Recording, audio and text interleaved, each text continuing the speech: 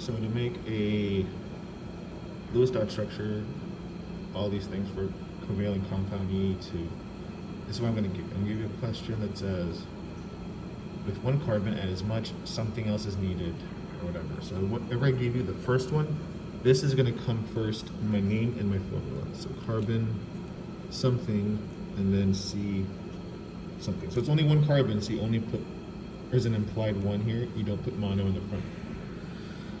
So you gotta think about your Lewis dot structure. So carbon has 4 dots, sulfur has 6. So I look at these. As of now, I don't want to mess with the double dots right there, so ignore those for now. So I look and I see I have these 2 lone electrons here and here, here and here. So I'm going to form a bond there and a bond there. So there is a double bond and as much sulfur as I need. So I'll see if I add another one, what happens. So you're going to have this double bond here and then there. So now, number of bonding and non-bonding electrons. So I look here and then I see, okay, well, in my carbon I have, well, first of all, whenever you make a bond like this, you're trying to get a full octet on each of these elements. So carbon has 1, 2, 3, 4, 5, 6, 7, 8 bonding electrons. So how many electrons are involved in the bond? You have 2 electrons per bond, so 1, 2, 3, 4 bonds here.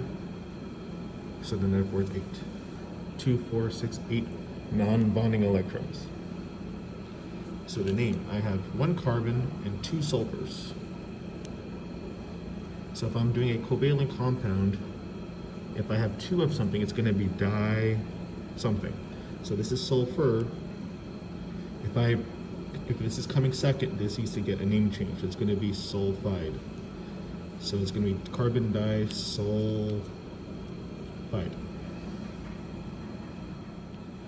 So last example, 1 phosphorus as much bromine as possible. So for this, let's kind of do the same thing, but keep in mind that one of these is the central atom right here. It has only 1, 2, 3, 4, 5 dots, and as much bromine as possible. So I don't want to mess with this because it's already, I don't mess with the lone pair of electrons for now. So bromine, it has 7 valence electrons, so bonds there. These are together, so I don't want to mess with those. However, I have 2 more open spots to try to make my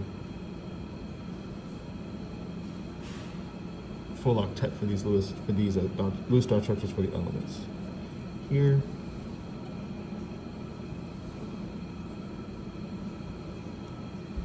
there we go. Non-bonding electrons and bonding electrons. So the number of non-bonding electrons, 2, 4, 6, 8, 10, 12, 14, 16, 18, 20. And then the bonding electrons is 1, 2, 3, 4, 5, 6. Oops, sorry. 1, 2, 3, 4, 5, 6. The name and formula. So the single one is this at the front. So phosphorus, 3 bromines. So tri. Bromine is coming at the end. So this needs to get a suffix, bromide, and the formula is PBr3. So one of the things you need to keep in mind is that when you make your bonds, don't make it look like Morse code where it's like this. Actually connect to make that bond like that. Okay? So if you have any questions, please let me know. Thank you.